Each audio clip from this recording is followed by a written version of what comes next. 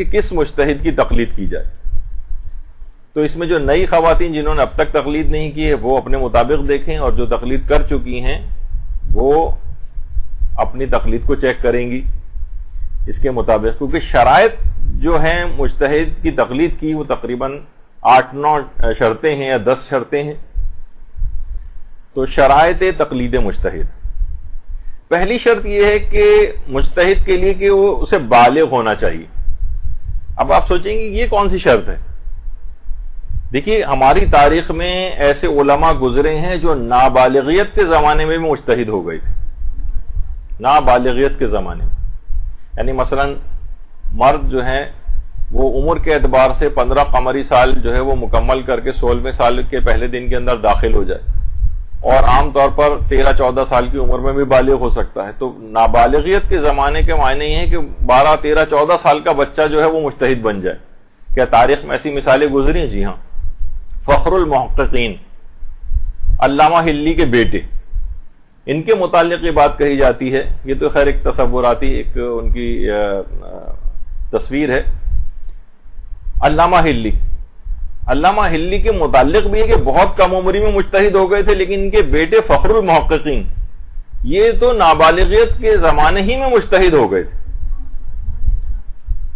اور تقریباً 500 کے قریب کتابیں فخر المحققین نے لکھی.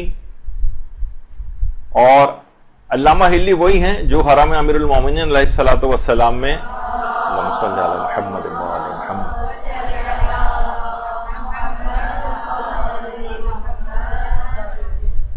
حرم امیر المومنین ہی کے ایک صحن میں دفن ہیں، اور جو بھی وہاں جاتے ہیں زیارت کے لیے علامہ ہلی کی قبر. اچھا، علامہ ہلی کے اعتبار سے بتا دوں کہ کچھ علماء کے اندر ایک علماء تو ان میں تو نہیں، یعنی جو عام طور پر عام افراد ہیں ان کے اندر ایک غلط فہمی بعض اوقات ہو جاتی ہے کہ دیکھیے ابن فہد ہلی جو ہیں وہ الگ ہیں، علامہ ہلی جو فخر المحققین کے والد تھے یہ الگ ہیں، محقق ہلی جو ہیں وہ الگ ہیں، اور ایک اور عالم ہے ابن نماء ہلی وہ الگ ہے. سب کے نام کے آخر میں کیونکہ ہلی آ رہا ہے تو لوگ وہیں بھی ہلی نام دیکھ لیتے ہیں تو اس کو ہمیشہ ہر جگہ علامہ ہلی سمجھتے ہیں. نہیں، یہ الگ افراد ہیں. محقق ہلی الگ ہیں، ابن فہد ہلی الگ ہیں، علامہ ہلی الگ ہیں، ابن نماء ہلی الگ ہیں، الگ ہیں. آپ کو یہ اس میں بس بیچ میں ایک بات آ گئی. تو ابن فہد ہلی ان کی الگ جگہ کے اوپر قبر مبارک ہے، لوگ عام طور پر اس میں کنفیوژن کا شکار ہوتے ہیں. تو فخر المحققین. اس کے علاوہ ایک اور بھی ہیں آیت اللہ باقر الصدر. یہ نابالغیت کے زمانے میں تو نہیں، البتہ 18-19 سال کی عمر میں مجتہد ہو گئے تھے آیت اللہ باقر الصدر، اور ایسی کوئی 48 سال کی عمر میں شہید کر دیے گئے. ایک نابغہ، ایک جینیس کہ نہ جانے اس شخص کو بہرحال خدا کی مصلحت ہے کہ جس مرتبہ شہادت کو انہوں نے پایا، لیکن اگر یہ زندہ رہ جاتے اور جس طرح اور مجتہدین عمریں اپنی گزارتے ہیں 100 سال تک کی کراس کر لیتے ہیں، تو نہ جانے کیا ایک معجزہ ان کو کہا جاتا تھا ذہانت کے اعتبار سے. آیت اللہ شہید باقر الصدر. اور جب ان کی قبر کی منتقلی بھی ہوئی تھی سالوں بعد ان کا جسم بھی تر و تازہ قبر سے باہر نکلا تھا.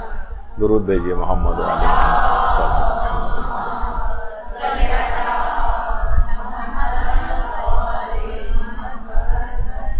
اچھا، اب جو بھی شخص نابالغ ہو اور اجتہاد کے درجے تک پہنچ جائے، وہ چاہے وہ علم میں تمام زندہ مجتہدین جو بالغ ہیں ان سے اوپر ہی کیوں نہ نکل جائے، اس کی تقلید نہیں ہو سکتی. ہاں، یہ اپنے فتووں کے اوپر خود ہی عمل کرے گا، لیکن اس کی تقلید نہیں کی جا سکتی. نابالغ کی تقلید نہیں ہوتی. یعنی پہلی شرط یہ ہوئی کہ بالغ ہونا چاہیے. وہ آپ نے سن لیا کہ بالغ ہونا کیوں بیان کیا گیا، کیونکہ نابالغیت کے زمانے میں بھی علماء مجتہد کے درجے تک پہنچے ہیں، تو لہٰذا اس شرط آ گئی کہ اس میں بالغ ہونا شرط ہے. دوسری شرط یہ ہے کہ اسے عاقل ہونا چاہیے، یعنی مجنون نہ ہو، پاگل نہ ہو، دیوانہ نہ ہو، اتنی شدید نفسیاتی کسی بیماری کا شکار نہ ہو.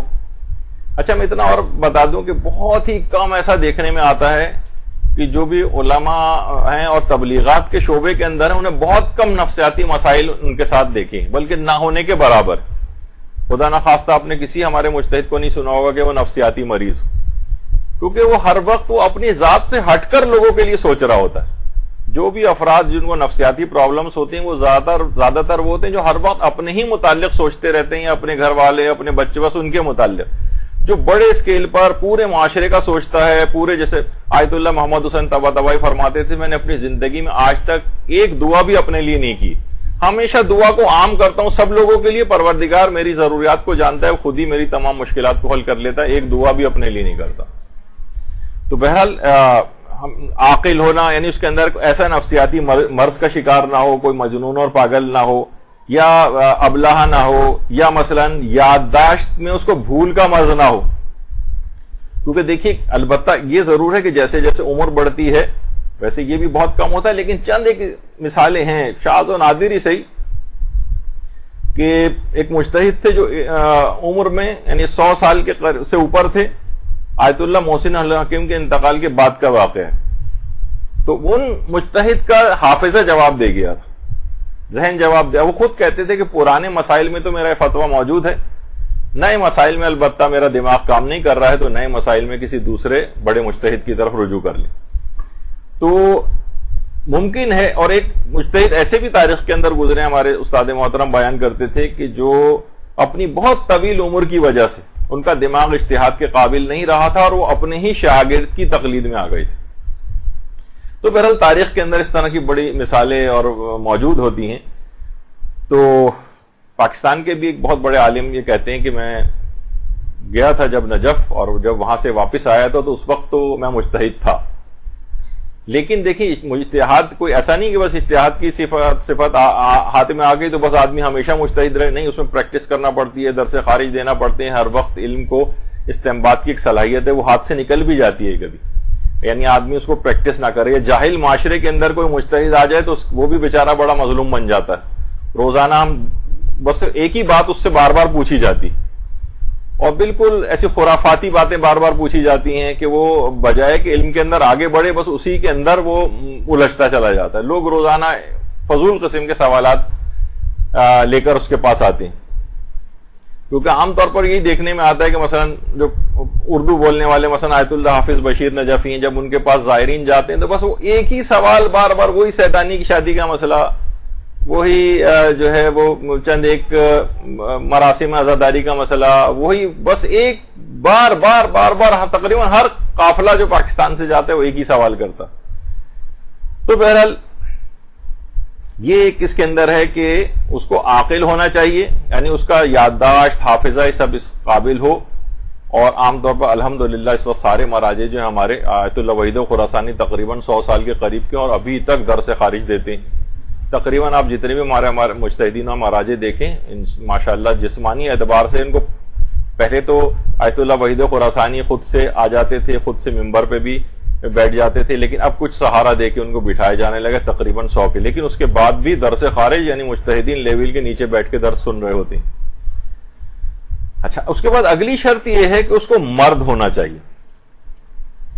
ہمارے مجتہدین کی اچھی بڑی اکثریت اس بات کی قائل ہے کہ بہرحال جو اس کے اندر مسائل ہوتے ہیں اجتہادی عمل کے مرجع تقلید بننے کے حوالے سے، البتہ اس کے جو دلائل ہیں وہ الگ ہیں کہ مرد ہونا کیوں شرط ہے، کوئی عورت جو ہے اس کی تقلید کیوں نہیں ہو سکتی۔ البتہ یہ کوئی اتنا اور بتا دیا جائے کہ بہرحال کچھ علماء ہمارے ایسے گزرے ہیں جو مرد ہونے کی شرط نہیں لگاتے تھے، اور کہتے تھے کہ نہیں، یعنی عورت بھی اگر اس مقام تک پہنچ جائے تو اس کی بھی تقلید ہو سکتی۔ مثلا آیت اللہ مرزا قمی وہ تھے جو کہ اس بات کے قائل تھے کہ نہیں، عورت بھی مجتہدہ ہو سکتی۔ آج بھی معصوم قم کے درود بھیجیے محمد و آل محمد صلی اللہ علیہ وسلم۔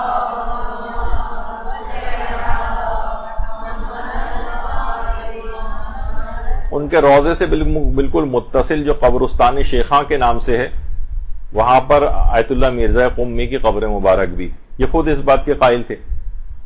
اور اس کے علاوہ موجودہ جو زندہ مجتہدین ہیں اس کے اندر آیت اللہ ثانوی اس بات کے قائل ہیں، وہ کہتے ہیں کہ یہ کوئی الگ سے اس کو شرط قرار نہیں دیتے۔ لیکن اس کے علاوہ جتنے بھی اور جو مجتہدین ہمارے ہیں وہ کہتے ہیں کہ نہیں، اس کا مرد ہونا شرط ہے۔ بہت سے قرآنی آیات الرجال قوامون علی النساء، مرد عورتوں کے سرپرست ہیں، اس کو دلیل بناتے ہیں۔ کچھ احادیث کے اندر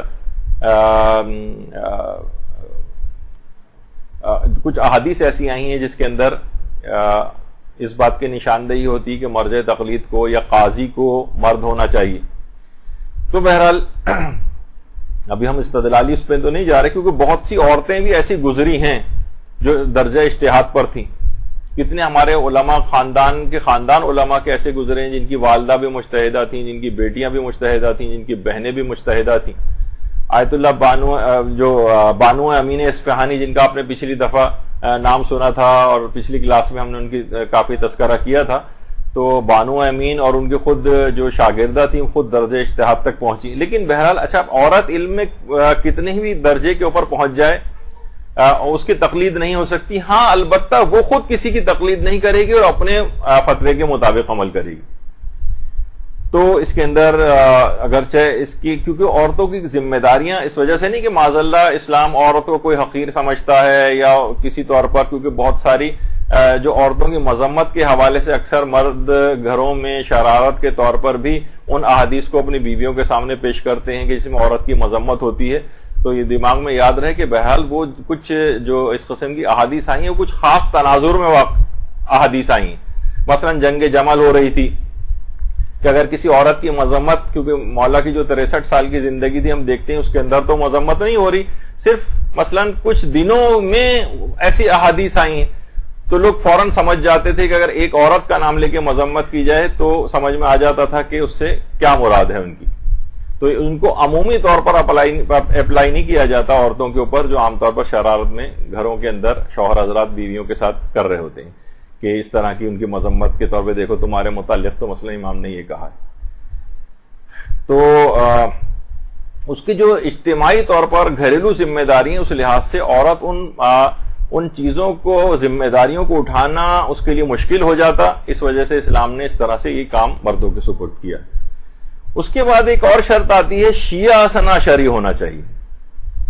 اچھا یہ آج کل تو یہ مسئلہ نہیں، لیکن تاریخ کے اندر ایسے ادوار گزرے ہیں. مثلا چھٹے امام ہمارے امام جعفر صادق علیہ الصلوۃ والسلام،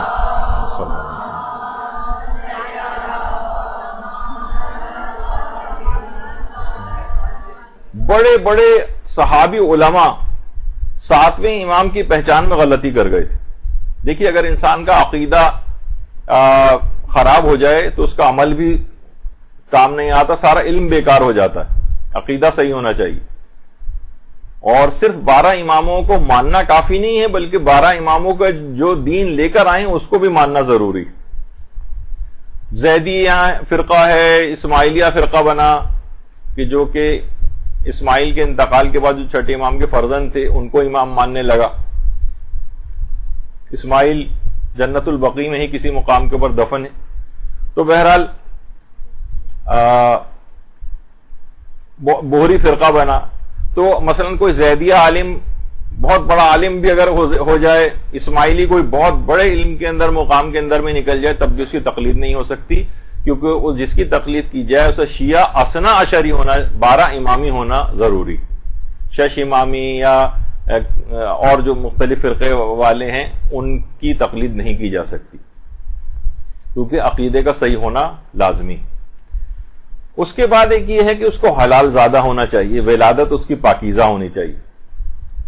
دیکھیے اگرچہ اس قسم کے افراد، مثلا ہو سکتا ہے کوئی غیر حلال زادہ بہت علمی بڑے مقام تک پہنچ جائے اور تقوی کے اعتبار سے بھی بہت اوپر نکل جائے، اگرچہ یہ بات ہونا بہت شاذ ہے، بہت کم ہے، لیکن اس کو عام مومن والا اسٹیٹس ہی ملے گا، لیکن چند پابندیاں اس کے اوپر رہیں گی. مثلا مرجع تقلید نہیں بن سکتا، مثلا امام جماعت نہیں بن سکتا. تو کچھ عہدے ایسے ہیں جو اسے نہیں ملیں گے، تو اس کو حلال زادہ ہونا چاہیے. اس کے بعد یہ ہے کہ جس کی بھی تقلید کی جائے اس کو زندہ ہونا چاہیے. زندہ. اچھا زندہ ہونے کی بھی دیکھیے 2 صورتیں. ایک تو ہے تقلید میت ابتدائی، یہ تو تمام مجتہدین کے نزدیک جائز ہی نہیں.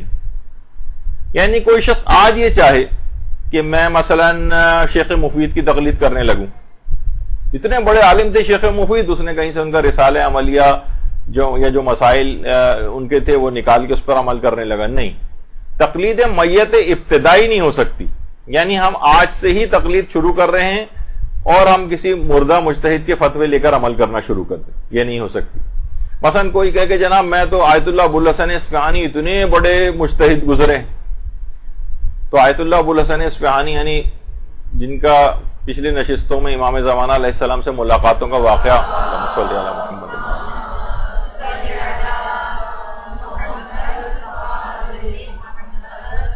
بلکہ ایک سنی عالم کی ملاقات بھی انہوں نے امام زمانہ سے کرائی جو بعد میں کنورٹ بھی ہو، اور بڑا ایک مشہور واقعہ ہے جو بیان ہو چکا ہے. تو میں تو آیت اللہ ابو الحسن اصفہانی کی تقلید کروں گا؟ نہیں کر سکتا. کوئی کہے کہ آیت اللہ خوئی جیسا مرجع کہ آیت اللہ صادق روحانی فرماتے ہیں غیبت امام سے لے کر آج تک ان سے بڑا کوئی مجتہد نہیں گزرا، آپ کہیں میں تو ان کی تقلید کروں گا؟ نہیں، ان کی تقلید بھی نہیں کر سکتا. ابتدائی طور پر تقلید مردہ نہیں ہو سکتی. ہاں پھر کیا ہے؟ ایک مسئلہ کہلایا جاتا ہے بقا بر تقلید میت. بقا بر تقلید میت. ہاں اتنا اور بتا دوں، بیچ میں ایک بات آ گئی کہ ایک تھیوریٹیکل مسئلہ البتہ ہے، اگر کسی معاشرے میں کوئی زندہ مجتہد یعنی جتنے بھی زندہ علماء ہیں ان میں کوئی بھی درجہ اجتہاد تک نہ ہو تو پھر اس وقت مجبوری میں مردہ مجتہد کی تقلید کی جا سکتی ابتدائی طور پر. لیکن یہ بالکل ایک تھیوریٹیکل مسئلہ ہے، بالکل پریکٹیکل مسئلہ نہیں ہے. یہاں تو ماشاءاللہ علماء کی ایک کہکشاں ہے اور ایک سے ایک بڑھ کر مجتہد جو ہے وہ گزرا ہے، اور اب بھی ماشاءاللہ سینکڑوں ہزاروں کی تعداد میں جو ہے علماء اس طرح کے موجود ہیں. تو ایسا کبھی ہوا تو نہیں. ہاں البتہ اگر کوئی مجتہد انتقال کر جائے تو ایک جملہ مشہور ہے کہ اذا مات المفتی مات الفتویٰ، مفتی کے مرنے کے ساتھ ہی اس کا فتویٰ بھی فوت ہو جاتا ہے. تو فوری طور پر تو جیسے اگر کسی شخص کے مجتہد کا انتقال ہو، دیکھیے پہلی بات یہ بتا دی جائے کہ تقلید دیکھیے 3 وجوہات سے شروع ہوتی. نمبر 1 تو یہ کہ اگر کوئی شخص ابھی بالغ ہوا ہے یا ممیز ہوا ہے، ممیز بھی تقلید کر سکتا ہے. ممیز جو ابھی بالغ نہیں ہوا لیکن سمجھدار ہو گیا ہے، اس کی تقلید بھی صحیح ہے. یعنی اگر کوئی شخص مثلا بچہ ہے کوئی 13 سال کا 12 سال کا، ابھی بالغ نہیں ہوا ہے لیکن یہ بھی تقلید کر سکتا ہے، اور اس کی تقلید صحیح سمجھی جائے گی. بالغ ہونے کے بعد نئے سرے سے اس کو تحقیق کی ضرورت نہیں اگر اس نے صحیح طرح سے ان شرائط کے مطابق تقلید کی. تو ایک شخص وہ ہے کہ جو ابھی بالغ ہوا ہے، اس کو تقلید کی ضرورت پیش آ سکتی ہے. یعنی تقلید 3 وجوہات سے شروع ہوتی ہے، تو ابھی بالغ ہوا ہے یا ممیز ہوا ہے. دوسرا ہے کہ اس نے ساری زندگی بغیر تقلید کی گزاری اور اب تقلید کرنا چاہ رہا ہے، یہ تقلید کا مسئلہ اس کو پیش آئے گا. اور تیسرا وہ ہے کہ یہ تقلید کرتا آ رہا تھا لیکن اس کے مجتہد کا انتقال ہو گیا، تو فوراً اس کو اعمال کو انجام دینے کے لیے نئے مجتہد کی تقلید ضروری، نئے مجتہد کی تقلید. اور پھر نئے مجتہد کی تقلید میں جانے کے بعد وہ اس کے فتوے کو جا کر دیکھے گا یا اس مجتہد سے پوچھے گا کہ میں اس مردہ مجتہد کے مسئلے پر باقی رہ سکتا ہوں یا باقی نہیں رہ سکتا. یعنی مجتہد کے انتقال کے فوراً بعد آپ کی ایک ذمہ داری آئے گی. فوراً بعد کیا ذمہ داری ہے؟ فوراً اسی لیے کے لیے علماء اکثر کہتے ہیں کہ عام طور پر اپنی زندگی میں اس کی تحقیق کر کے رکھنی چاہیے. ظاہر ہے جب احتیاط واجب کا ایک لفظ میں انشاءاللہ اصطلاحات کے اندر بیان کروں گا کہ اس میں ہم اپنے مجتہد نے اگر احتیاط واجب لگائی ہے تو ہم اس میں دوسرے بڑے مجتہد کی بات بھی مان سکتے ہیں. تو علم میں دوسرے بڑے نمبر پہ کون سا ہے وہ اس کا پہلے سے تحقیق کر کے رکھیں تاکہ خدا نہ خواستہ، ویسے ہم پروردگار ہمارے مجتہدین کو صحت و سلامتی اور طول عمر عطا فرمائے مزید، لیکن دنیا کا ایک طریقہ ہے کہ علماء دنیا سے رخصت ہوتے ہیں، بعد میں نئے ان کی جگہ لیتے ہیں. تو آپ کو فوری طور پر یہ مسئلہ پیش نہ آئے، کیونکہ فوری طور پر مسئلہ یہ جب پیش آئے گا تو ایک دم سے گھبراہٹ ہوگی کہ آپ کو اعمال انجام دینے ہیں، تو آپ کس کی تقلید کریں؟ آپ نے تو کوئی تحقیق ہی نہیں تھی آپ کی. پھر ایک اور کمپلیکیٹڈ ایک مسئلہ بھی آ جاتا ہے اگر آپ نے پہلے سے تحقیق نہیں کی ہوئی ہے. تو ہمیشہ اپنی زندگی میں دوسرے بڑے مجتہد کی متعلق معلومات آپ اپنے پاس جمع کر کے رکھیں اور اس کا فتویٰ لے جا کے دیکھیں کہ وہ کیا کہتا ہے. اگر وہ کہتا ہے کہ مردہ مجتہد کی تقلید کر سکتے ہو تو پھر اچھا اب وہ 2 باتیں کہہ سکتا ہے. تھوڑا سا مسئلہ ٹیکنیکل ہو رہا ہے لیکن ایک دفعہ ہی آپ سمجھ لیں گی نا تو آئندہ جو مسائل شروع ہوں گے تو آپ کو پھر یہ مسئلے پیش نہیں آئیں گے، ورنہ بار بار ہمیں تقلید کے مسئلے کو سمجھانا پڑے گا. تقلید کے مسئلے عام طور پر تھوڑے سے ذرا بورنگ ٹائپ کے ہوتے ہیں، اور لیکن بہرحال علم حاصل کرنے میں اب تو آپ کو اس بات کا تیار رہنا چاہیے کہ اس میں بور مسئلے بھی آئیں گے.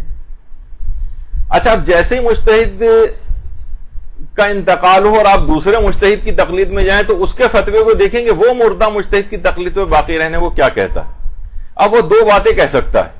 یا تو وہ یہ کہہ سکتا ہے کہ مردہ مجتہد کی تقلید پر باقی رہنا جائز ہے، جیسا کہ امام خمینی کا جب انتقال ہوا تو لوگوں کی ایک تعداد نے، مثلا کچھ لوگوں کی تعداد نے یا بہت سارے لوگوں کی تعداد نے رہبر معظم، ویسے تو وہ اس کے بعد آیت اللہ عراقی کی تقلید میں لوگ گئے اور آیت اللہ گل پائگانی کی تقلید میں بھی گئے، لیکن مثلا رہبر کی تقلید میں آنے کے بعد انہوں نے کہا کہ ہم کیا امام خمینی کے مسئلوں کے اوپر عمل کر سکتے ہیں؟ تو انہوں نے کہا کہ امام خمینی کے مسئلوں کے اوپر عمل کرنا ہے، ان کی تقلید پر باقی رہنا جائز ہے. اچھا، اس میں ایک ٹیکنیکل فرق ہوتا ہے، وہ ابھی تو میں بیان نہیں کرنا چاہتا اس کو. تو بہرحال یا تو مجتہد کہتا ہے کہ ان کی تقلید پر باقی رہنا جائز ہے، یعنی آپ چاہیں تو ان کی تقلید پر باقی رہیں، چاہیں تو پورے مسائل میں زندہ کے مسئلوں کے اوپر آ جائیں. یعنی جو رہبر کا بھی فتویٰ ہے کہ چاہیں تو امام خمینی کی تقلید پر باقی رہیں، چاہیں تو تمام مسائل میں میرے فتووں کے اوپر آ جائیں. اچھا، یا دوسرا کیا کہتا ہے مجتہد، جو کہ مثلا آیت اللہ سیستانی فرماتے ہیں. آیت اللہ سیستانی فرماتے ہیں کہ اگر مردہ مجتہد عالم ہے تو اس کے فتووں پر باقی رہنا واجب ہے. واجب یعنی مثلا کوئی آیت اللہ خوئی کی تقلید میں تھا، آیت اللہ خوئی کے انتقال کے بعد مثلا آیت اللہ سیستانی کی تقلید میں آیا، تو آیت اللہ سیستانی فرماتے ہیں کہ زندہ اور مردہ مجتہد میں سے چیک کرو کس کا علم زیادہ ہے. خود تو ظاہر جاہل آدمی کیسے چیک کرے گا، یعنی اس کے ماہر افراد سے پوچھو وہ کیا کہتے ہیں. اگر وہ کہیں کہ نہیں مردہ مجتہد اس زندہ مجتہد سے زیادہ علم رکھتا تھا تو فرماتے ہیں واجب ہے کہ اسی مردہ کی، یعنی ہم کہلائیں گے آیت اللہ سیستانی کا مقلد لیکن فتووں پر عمل کریں گے مردہ مجتہد کی. جیسے آیت اللہ خوئی کے انتقال کے بعد ابھی تک ان کے مقلدین کی اکثریت آیت اللہ سیستانی کی تقلید میں آنے کے بعد بھی آیت اللہ خوئی کے مسئلوں کے اوپر باقی، کیونکہ علماء کی بڑی تعداد ابھی تک یہ بات کہتی ہے کہ مردہ مجتہد اگر عالم ہو تو اس کے فتووں میں باقی رہنا واجب ہے. جو آیت اللہ سیستانی کا مسئلہ ہے تو جو صلاحیت رکھتے ہیں فرماتے ہیں کہ نہیں آیت اللہ خوئی کا علم بہت زیادہ تھا. البتہ کسی کو اطمینان ہو جائے کہ آیت اللہ سیستانی کا علم اب بڑھ گیا آیت اللہ خوئی سے، تو پھر وہ تمام مسائل میں آیت اللہ سیستانی کے مسئلوں کے اوپر آ جائے گا. اچھا، اب اگر کوئی شخص کسی کی یہ والی تحقیق نہیں ہے، بہتر تو یہی کہ پہلے سے تحقیق کر کے رکھیں گے نمبر 2 کون ہے، کہ کبھی خدا نہ خواستہ مجتہد کا انتقال ہوتا ہے تو آپ کو فوری طور پر اگلے ہی منٹ ایک لحاظ سے دوسرے بڑے زندہ مجتہد کی تقلید میں آ جانا چاہیے.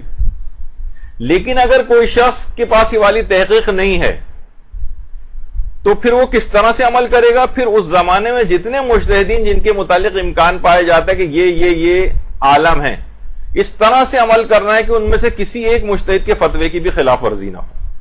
بہت مشکل مسئلہ ہو جائے گا، اس لیے پہلے سے اس کو عمل کر کے رکھنا ضروری. مثلا بہت سے علماء ہمارے ایسے ہیں کہ جو کہ عراق میں بھی ہیں، ایران میں بھی ہیں، اور انتقال ہوتا ہے مثلا ہمارے مجتہد کا، ہم فوری طور پر اب اس طرح سے سب کے فتووں کو دیکھنا ہے کہ کسی ایک کے فتوے کی خلاف ورزی بھی نہ ہو جب تک کہ ہمارے پاس تحقیق ہو. اچھا، اس کے بعد اگلی شرط یہ ہے کہ جس کی بھی تقلید کی جائے اس کو عادل ہونا چاہیے، یعنی تمام واجبات پر عمل کرتا ہو اور تمام گناہوں سے اپنے آپ کو بچاتا ہو. الحمدللہ ہمارے تمام مراجع اسی طرح سے عادل، بلکہ امام خمینی کے متعلق حجت الاسلام شیخ احمد عابدی جو استاد حوزہ علمیہ قوم ہیں، وہ ایک دفعہ قرآن کی ایک آیت کو ڈسکس کر رہے تھے، اوفو بالعقود، اے صاحبان ایمان اپنے عہد و پیمان کو پورا کیا کرو. تو اس درس کے ضمن میں انہوں نے ایک واقعہ سنایا کہ امام خمینی جب فرانس میں تھے اور جلا وطن تھے تو ایرانی سفارت خانے نے ایک بکری ذبح کی، سفارت خانے کے اندر ہی اسلامی اصولوں کے مطابق ذبح کی، شرعی طریقوں کے مطابق ذبح کی، جو اسلامی قواعد ہیں ذبح کے وہ اس کا خیال رکھ کے ذبح کی. لیکن امام خمینی نے اس بکری کا گوشت نہیں کھایا. جب ان سے پوچھا گیا کہ اس کی کیا وجہ ہے کہ آپ کیوں نہیں کھا رہے ہیں، تو کہا کہ یہ فرانس کی سرزمین کے قانون کی خلاف ورزی ہے. آپ کو پتا ہے کہ مغربی ممالک میں ہر جگہ جانور کو ذبح کرنے کی اجازت نہیں ہے, مخصوص جگہوں پہ جا کے جانور ذبح ہوتا ہے. تو کہا کہ یہاں کے قانون کی پاسداری کرنا ضروری ہے, وہ تمام قوانین جو مفاد عامہ کے لیے بنائے گئے. تو جیسا کہ عام طور پر امیگریشن کے قوانین ہوتے ہیں یا کوئی پولیٹیکل اسائلم لیتا ہے تو باقاعدہ اس کو ایک عہد نامہ یا ان کا ایک وہ کہ یہاں کے قوانین کی پاسداری کرے گا, اس سے باقاعدہ سائن لیے جاتے ہیں, اوتھ لیا جاتا ہے اس سے. تو امام خمینی نے کہا کہ یہ اس کی پاسداری کرنا ضروری ہے. میں اس گوشت کو نہیں کھاؤں گا کیونکہ بہرحال یہ یہاں کے قواعد کی خلاف ورزی کر کے ذبح ہوا ہے. اگرچہ وہ جانور بالکل ذبح حلال گوشت جانور کسی اور کی ملکیت بھی نہیں تھا, تمام شرعی قوانین اور اصولوں کا خیال کیا گیا جو ذبح کے لیے ضروری ہیں, لیکن کیونکہ فرانس کے قانون کی مخالفت تھی امام خمینی نے کہا نہیں. جیسے خود ہمارے مدرسے کے سرپرست اعلیٰ حجت الاسلام المسلمین مولانا غلام علی وزیری صاحب قبلہ کہہ رہے ہیں کہ جب ایک زمانہ تھا جب خود ہی بتاتے ہیں کہ میں سگریٹ وغیرہ پینے کا عادی تھا, لیکن جب دل کا دورہ پڑا اور بائی پاس وغیرہ ہوا تو سگریٹ جب جیسے ہی ڈاکٹر نے کہا کہ آپ کے لیے نقصان دہ ہے, اسی وقت سگریٹ چھوڑ دی. کہا کہ نقصان دہ ہونے کے باوجود میں اپنے جسم کو اس طرح سے نقصان اگر پہنچاؤں تو میری عدالت لوگوں کی نگاہ میں جو ہے متاثر ہوگی, تو وہ میرے پیچھے نماز نہیں پڑھ سکیں گے. یعنی آدمی تقوی اور پرہیزگاری کے اعتبار سے ایک ایسا یعنی عادل ہو کہ فوراً جہاں یعنی تمام واجبات پر عمل کرے, کوئی ایک حرام کام بھی نہ کرے. اس کو کہتے ہیں یہ صفت عدالت. تو تقوی پرہیزگاری کے اس لیول کے اوپر ہمارے علماء ہوتے ہیں. تو تمام واجبات پر عمل کرنا ہے اور تمام حرام کاموں سے بھی اپنے آپ کو بچانا ہے. اچھا اب یہ کیسے پتا چلے کہ کون شخص عادل ہے؟ اچھا دیکھیے, فقط یہ مجتہد کی عدالت کا مسئلہ نہیں ہے, آپ الگ سے بھی اس کو یوں سنیں کہ عام زندگی میں بھی آپ کو بہت سارے عادل افراد کی گواہی درکار ہوتی. یہ صرف یہ نہیں کہ ہم صرف تقلید عالم مجتہد کو طے کر رہے ہیں تو اس میں اس کو عادل ہونا چاہیے. مثلا معاشرے کے اندر طلاقیں ہوتی ہیں, اس میں یہ کہ دو عادل مردوں کے کان تک یہ اس کے طلاق کے صیغے جانے چاہیے. رمضان یا عید کے چاند کی گواہیوں کے سلسلے میں دو عادل آدمیوں کی بات آتی. اچھا اگر دو عادل افراد یہ بات کہہ دیں کہ ہم نے گواہی دے دیں کہ ہم نے چاند کو دیکھا ہے, تو چاہے آپ کو یقین آئے یا نہ آئے ان کی بات کو ماننا واجب ہو جاتا ہے اگر انہوں نے گواہی دی عادلوں نے. البتہ کچھ شرائط اور احکام ہیں. تو اچھا اب کیسے پتہ چلے گا کون شخص عادل ہے؟ تو وہ کوئی بھی واجبات میں سے کسی چیز کو چھوڑتا نہ اور کسی حرام کام کا ارتکاب نہ کرتا ہو. اچھا ایک اور بھی چیز ہے, علماء فرماتے ہیں گناہ کبیرہ نہ کرے اور گناہ صغیرہ پر اصرار نہ کرے. دیکھیے کبیرہ علماء فرماتے ہیں کبیرہ عام طور پر کہا جاتا ہے کبیرہ وہ گناہ ہیں جن کا ذکر قرآن کے اندر آیا ہے یا خود جن گناہوں کے ساتھ لفظ کبیرہ آیا ہے. مثلا جھوٹ کے متعلق آیا ہے, سود کے متعلق آیا ہے, غیبت کے متعلق آیا ہے. اچھا بہت سی روایات کے اندر جو صغیرہ گناہ ہیں, مثلا ایک بار اگر کسی شخص نے داڑھی کو مونڈا تو مثال کے طور پر علماء کہتے ہیں کہ صغیرہ گناہ ہے. ایک آدھ دفعہ کبھی بے پردگی اس سے ہو گئی, صغیرہ گناہ ہے, لیکن یہی صغیرہ اگر بار بار کیا جائے تو کبیرہ میں بدل جاتا ہے. گناہ صغیرہ پر اصرار, اس کو بار بار کرنا اسے کبیرہ بنا دیتا ہے. اب یہ عورت یہ نہیں کہہ سکتی کہ مثلا یہ عام طور پر اگر کوئی عورت بے پردہ ہے یا عام طور پر وہ نامحرموں سے اپنے پاؤں کو نہیں چھپاتی ہے, موزے وغیرہ نہیں پہنتی, تو یہ گناہ کبیرہ کی مرتکب ہو جائے کیونکہ ریپیٹڈلی اس عمل کو کر رہی. ایک آدھ دفعہ کبھی اس سے ہو گیا تو بہرحال کبیرہ کی حد تک نہیں پہنچتا. البتہ اس کبیرہ اور صغیرہ کو کی بھی زیادہ بحث میں علماء نہیں جاتے. موجودہ مجتہدین تو کہتے ہیں ہر نافرمانی پروردگار ہی کبیرہ.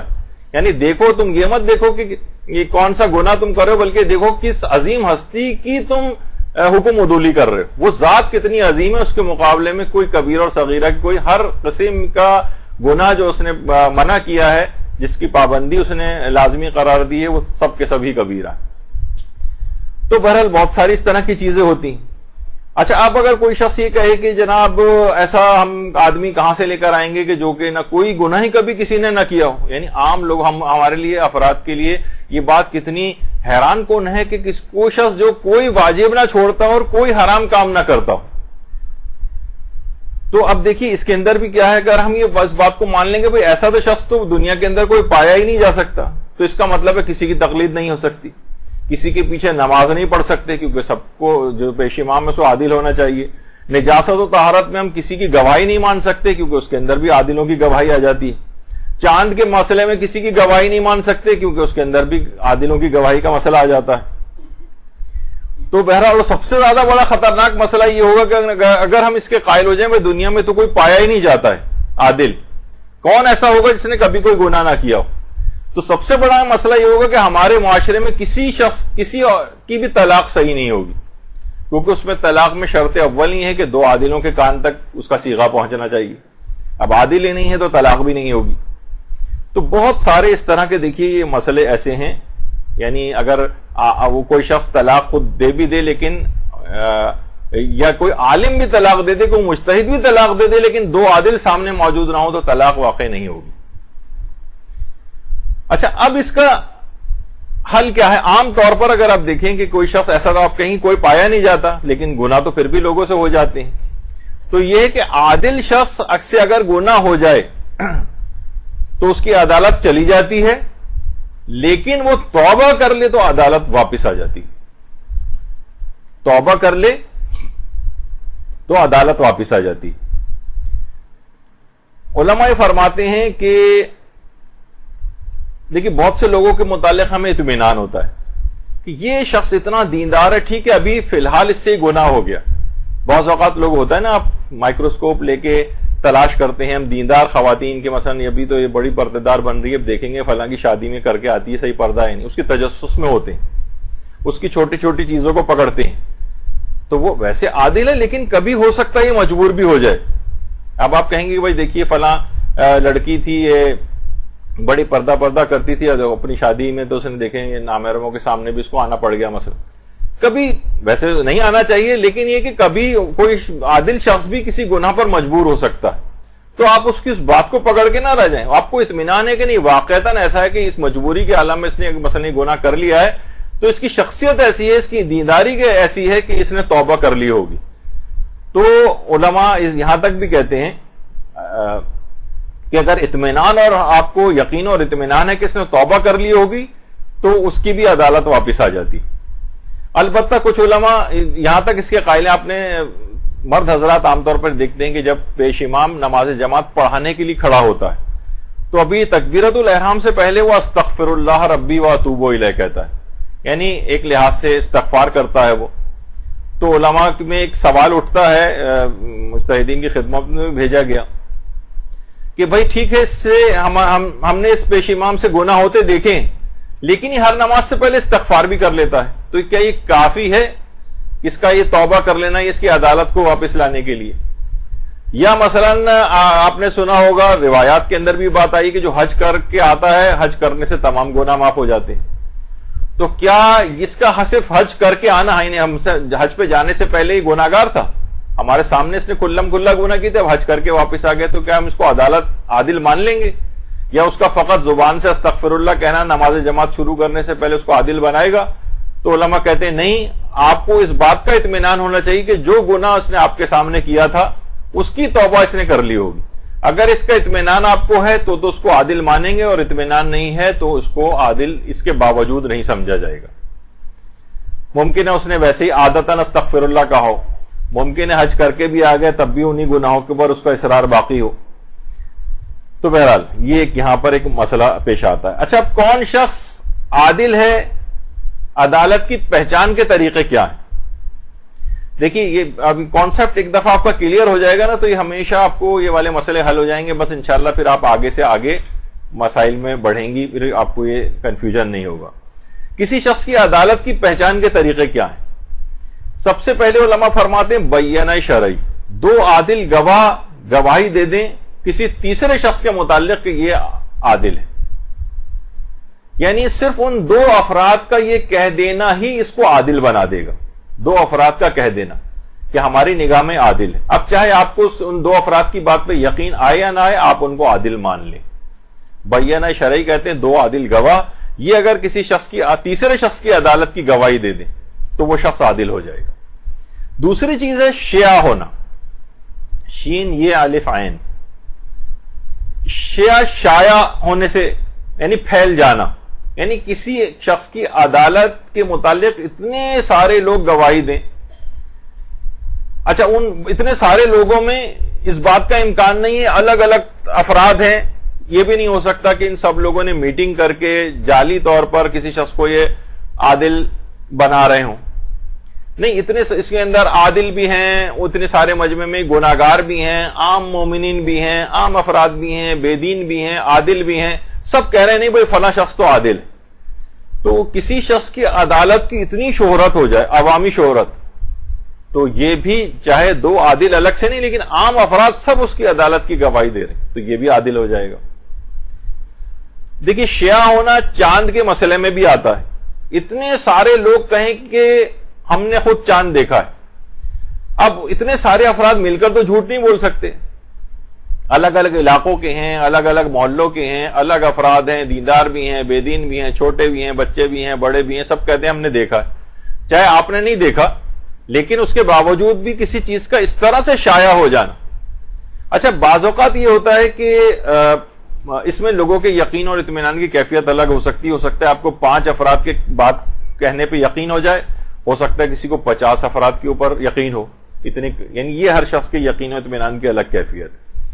تو یہ ہو گئی دو چیزیں جس سے کسی شخص کی بھی عدالت کا پتہ چلتا ہے، 2 عادل گواہ کہہ دیں یا اس کی بہت زیادہ شہرت ہو جائے عدالت کی. تیسری چیز ہے، اس کو کہتے ہیں حسن معاشرت، یعنی اس کے بالکل ساتھ رہنے والے، اس کے بالکل قریب رہنے والے اس کی عدالت کی گواہی دیں. دیکھیے، دور رہنے والوں کو تو انسان پھر بھی دھوکہ کھا سکتے ہیں، لیکن گھر میں رہنے والے افراد، جیسے ایک صاحب کہتے ہیں کہ کسی شخص کی عدالت کی بالکل صحیح گواہی لینی ہے تو اس کی بیوی سے اس کی عدالت کی گواہی لی جائے، یعنی وہ تو بالکل ہی واضح طور پر تمام اس کے رازوں سے واقف ہوتی. مثلا یہ تو مثال کے طور پر بازرائے مذاق کی بات تھی، لیکن یہ کہ گھر والے کو انسان دھوکہ نہیں دے سکتا، رشتہ داروں کو قریبی عام طور پر دھوکہ نہیں دے سکتا، بعض اوقات محلے والوں کو بھی نہیں دھوکہ دے سکتا، لوگوں کو پتہ ہوتا ہے اس کے متعلق. یعنی کسی شخص کا حسن معاشرت، قریب رہنے والے افراد اس کی عدالت کی گواہی دیں. چوتھی چیز یہ ہے حسن ظاہر. نہ ہمیں 2 عادلوں نے بتایا، نہ ہم نے اس کی عوامی شہرت کی کوئی بات سنی، نہ ہم نے اس کے کسی دوست، رشتہ دار یا قریبی پڑوسی وغیرہ اس کی بات کو ہم نے نہیں سنا، لیکن ہم نے اس کے ساتھ جو ڈیلنگ کی، اٹھے بیٹھے، تو ظاہری اعتبار سے وہ شخص کوئی گناہ نہیں کرتا ہے. اب کچھ پتہ نہیں، مثلا ایک آفس میں کام کرنے والے 8-8 گھنٹے ایک ساتھ کام کرتے ہیں، وہاں پر وہ آدمی گناہ نہیں کرتا. اب ممکن ہے گھر جا کر کرتا ہو. بہت سے افراد کا کہا جاتا ہے کہ سیلز مینوں والا تقویٰ ہوتا ہے ان کا، آنکھوں میں سرما لگائے ہوئے ہیں، باجی قر رہے ہیں، بات بات پہ قسمیں کھا رہے ہیں، بہت ہی عاجزی اور انکساری کے ساتھ، انتہائی خوش اخلاقی کے ساتھ. وہی سیلز مین جب گھر میں جاتا ہے تو گھر میں سب سے بڑا فرعون مثلا ہو جاتا ہے. سب نہیں ہے ایسے، لیکن عام طور پر سمجھا جاتا ہے. تو حسن ظاہر یعنی ہم نے جو اس کے ساتھ ڈیلنگ کی، ہم اس کے ساتھ اٹھے بیٹھے، تو بظاہر وہ کوئی گناہ نہیں کرتا ہے، ہمارے سامنے اس نے گناہ نہیں کیا، 8 گھنٹے ہمارے ساتھ ہوتا ہے. تو ہو سکتا ہے گھر جا کے کرتا ہو. بہت سے اس طرح کے بھی فراڈ ہوتے ہیں کہ وہ اس وقت نہیں کر رہے ہوتے لیکن گھر جا کے ان کی بہت خرابیاں ہوتی ہیں. اب یہاں پر علماء کے 2 گروہ ہیں. ایک گروہ یہ ہے، وہ یہ کہتا ہے کہ ظاہری اعتبار سے کسی کا ٹھیک ٹھاک نظر آنا، چاہے ہمیں یقین اور اطمینان نہ بھی ہو، لیکن ہمارے سامنے اس نے کیونکہ کوئی گناہ وغیرہ نہیں کیا ہے تو یہ بھی اس کو عادل بنا دیتا ہے. امام خمینی کا یہی نظریہ تھا. وہ کہتے تو حسن ظاہر بھی عدالت کو ثابت کرتا ہے. ظاہری طور پر اس نے کوئی گناہ میں کرتا نہیں نظر آ رہا ہے. دوسرا گروہ علماء، اس میں مثلا آیت اللہ خوئی بھی ہیں، اس میں آیت اللہ گل پائیگانی ہیں، کچھ اور مجتہدین بھی ہیں. وہ فرماتے ہیں کہ ظاہری اعتبار سے گناہ ہمارے سامنے نہیں کرتا ہے، لیکن اگر ہمیں اطمینان ہو رہا ہے کہ یہ گھر پہ جا کے بھی گناہ نہیں کرتا ہوگا یا عمومی زندگی میں بھی گناہ نہیں کرتا ہوگا، یہ اطمینان ہو رہا ہے اس کی تمام باتوں کو دیکھ کر، تو اس کو عادل مانیں گے. لیکن اگر اطمینان نہیں ہو رہا تو عادل نہیں مانیں گے. امام خمینی وغیرہ اس بات کے قائل تھے کہ حسن ظاہر سے بھی عدالت ثابت ہوتی، آقا خوئی فرماتے ہیں یا اور جو ان کے ہم خیال مجتہدین ہیں وہ فرماتے ہیں کہ جب تک ہمیں دلی طور پر یقین اور اطمینان نہ ہو تب تک ہم اس کو عادل نہیں مانیں گے۔ اچھا، اب ایک چیز اور ہے جو بڑی دلچسپ ہے، عادل شخص کے لیے ایک چیز اور بھی، وہ یہ ہے کہ عادل کو تو آپ نے ابھی سنا کہ واجبات پہ اس کو عمل کرنا چاہیے اور کوئی حرام کام نہیں کرنا چاہیے، لیکن ایک چیز اور بھی ہوتی ہے، اسے کہتے ہیں منافی مروت کام۔ منافی مروت، یہ کام حرام نہیں ہے، منافی مروت کام حرام نہیں ہوتے، لیکن ان کو انجام دہی کرنے والا عام طور پر دین سے لاپرواہ ٹائپ کا سمجھا جاتا ہے۔ مثلا میں مثال دے دوں، لیکن یہ کیونکہ ہمارے معاشرے میں تو بڑی معیوب سمجھی جائے گی۔ مثلا قرآن رکھا ہوا ہے قالین پر، ہمارے ہاں تو بہت طوفان اس کے اوپر ہو سکتا ہے کہ زمین پہ قرآن رکھ دیا، لیکن جہاں پر عام طور پر ایران میں علماء کے معاشرے ہیں، کتابیں زمینی کے اوپر رکھی ہوئی پڑھ رہی ہیں، وہیں کتابوں کے اوپر قرآن رکھا ہوا ہے یا قرآن کارپیٹ کے اوپر ہی رکھا ہوا ہے۔ یا مثلا ہو سکتا ہے، اب دیکھیے میں یہ کوئی شرعی حکم اس کے اوپر نہیں لگائیے گا، مثلا کوئی کتابیں رکھی ہوئی ہیں، وہیں نیند آ گئی، کتاب پہ کوئی سر رکھ کے سو گیا، وہیں قرآن رکھا ہے، مثلا قرآن پہ سر رکھ کے سو گیا، ہو سکتا ہے کہ یہ کام حرام نہ ہو سکتا ہے، لیکن عام لوگ بہرحال حرام حلال سے قطع نظر، عام افراد یہ کام اچھا نہیں سمجھیں گے، کہیں گے اس کو کوئی قرآن کی پرواہ ہی نہیں ہے، اسے کوئی قرآن کا احترام ہی نہیں، بتائیے قرآن کے اوپر سر رکھ کے سو رہا ہے۔ یا اسی طریقے سے لوگ، اگر کوئی شخص مثلا مسجد میں نماز جماعت کے لیے جائے، نہیں مسجد میں جائے اور اسی وقت جماعت ہونے لگی، جماعت میں شریک نہ ہو، کونے میں کہیں جا کے بیٹھ جائے، اب دیکھا جائے نماز جماعت پڑھنا واجب تو نہیں ہے نا، زیادہ سے زیادہ اس نے ایک مستحب کام چھوڑا ہے، لیکن لوگ معیوب سمجھیں گے، ارے نماز جماعت ہو رہی ہے، یہ شخص یہاں پہ بیٹھا ہوا ہے دیکھ رہا ہے خالی، لوگ کہیں گے اس کا مطلب اسے کوئی پرواہ ہی نہیں ہے نماز جماعت کی، دین سے لاپرواہ ہے۔ اس کو کہتے ہیں منافی مروت کام۔ یہ کوئی گناہ نہیں ہے، بس یہ کہ دیندار معاشرہ اس کو برا سمجھتا۔ پرانے مجتہدین تو یہ کہتے تھے کہ عادل شخص کو حرام کاموں سے بچنے کے ساتھ ساتھ منافی مروت کاموں سے بھی بچنا ضروری، لیکن موجودہ مجتہدین فرماتے ہیں کہ احتیاط اسی میں ہے، بہتر اسی میں ہے کہ منافی مروت کام نہ کرے، لیکن بہرحال یہ کہ عدالت کی شرط نہیں، یعنی ایک سنجیدہ ٹھیک ٹھاک آدمی سے ایسے کاموں کی توقع نہیں۔ مثلا کوئی عالم اگر دیکھا جائے تو اس کے اندر کوئی شرعی طور پر حرام تو نہیں، مثلا وہ کسی ٹھیلے کے پاس کھڑے ہو کے چاٹ کھانے لگے کھڑا ہو کر، عالم امامہ ابا قبا، اور روڈ کے کنارے پہ کھڑے ہو کر چھولے کھا رہا ہے مثلا وہ، اور ہر آدمی دیکھ کے حیران، ارے مولانا صاحب یہ کیا کر رہے ہیں، یعنی ان کو بھی ہوگا دیکھا جائے تو مولانا اگر پوچھیں بھائی کون سا حرام کیا، چھولے کھانا حرام ہے، روڈ پہ کھڑے ہونا حرام ہے، کوئی فقہی مسئلہ بتائیے، کہے گا نہیں مولانا آپ کے سٹیٹس کے مطابق نہیں تھا۔ روڈ کے کنارے بیٹھ کے مثلا کوئی عالم اکڑو بیٹھ کے لوڈو کھیلنا شروع کر دے، مثلا بہت سی میں اس قسم کی معیوب چیزیں تو لے کر آؤں گا نا آپ کے سامنے منافی مروت کام کے لیے۔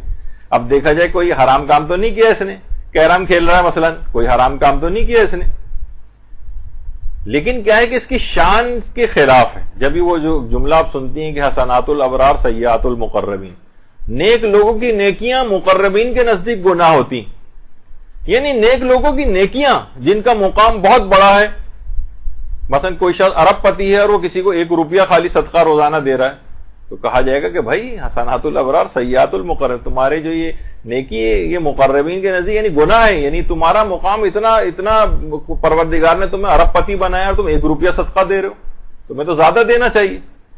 تمہارا مقام مومن تو اتنا بلند تھا، تم اتنے معمولی سے نیک کام کے اوپر جو ہے وہ اٹک کے رہ گئے، تمہیں تو اور زیادہ بڑھ کے کام کرنے چاہیے تھے، تمہارا دماغ کی صلاحیت تو بہت زیادہ تھی، تم بس یہ بی اے ایم اے اور ایم بی اے اور اسی کے اندر لگے رہ گئے، دین کے اندر اپنی کسی دماغی صلاحیت کو استعمال نہیں کیا۔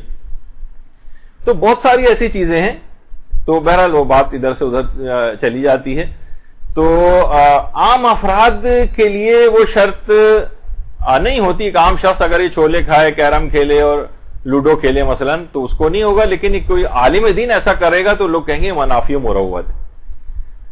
اچھا بہت سی چیزیں ایسی ہیں، عام لوگ عام طور پر اس مسئلے کو کیوں لے کر آتے ہیں، میں نے کیوں یہ بیان کیا کہ لوگ آج کل منافی مروت کاموں کو بھی عدالت کی شرط سمجھتے ہیں۔ مثلاً بہت سارے لوگوں سے میں واقف ہوں جو کسی عالم کے پیچھے نماز اس وجہ سے نہیں پڑھتے کہ سگریٹ پیتا ہے مثلا، یا اس وجہ سے نہیں اس کے پیچھے نماز پڑھتے کہ اس کی بیٹی تو خود بے پردہ پھرتی ہے، یا اس کی اپنی بیوی کا پردہ مثلا صحیح نہیں ہے. بعض اوقات یہ ہوتا ہے خود عالم صحیح ہے، وہ ہمیں اس کے اندر شرائط دیکھنی ہے نہ کہ اس کے رشتہ داروں کے اندر. لیکن کیا ہے کہ لوگ اس کو بھی یعنی معیوب سمجھتے ہیں، بتائیے وہ عالم کی اپنی بیٹی اور بیوی کا پردہ صحیح نہیں ہے، یا وہ تو موزے نہیں پہنتی ہیں مثلا، یا وہ تو فلاں ان کا عمل یہ ہے، ان کے اس عمل سے اس کا کوئی تعلق نہیں. یا بہت سے افراد میں اس سے بھی واقف ہوں کہ یعنی وہ کہتے ہیں کہ اس کے پیچھے ہم نماز اس وجہ سے نہیں پڑھتے کیونکہ انہوں نے 2 شادیاں کی ہوئی ہیں مثلا. اب یہ اس طرح کے لوگوں نے دماغ کے اندر معیارات بنائے ہوئے ہیں. تو بہرحال یا مثلا دیکھیے بہت سے معاشرے ایسے ہیں، معاشروں والا مسئلہ ہے. مثلا شام کے علاقے، جو شام سیریا ہے، وہاں پر ایک عام کامن پریکٹس ہے کہ وہاں باپ اور بیٹی ساتھ بیٹھ کے سگریٹ پی رہے ہوتے ہیں، ماں بیٹے کے ساتھ سگریٹ پی رہی ہوتی. وہاں معیوب نہیں ہے. اور یہاں پر بیٹا جو ہے وہ 60 سال کا ہے، ابا 80 سال کے 85 سال کے ہیں، تب بھی وہ اگر سگریٹ سامنے نہیں پیے گا، ابا آ جائیں گے تو فوراً ہاتھ کو پیچھے کر لے گا، زمین پہ پھینک دے گا سگریٹ.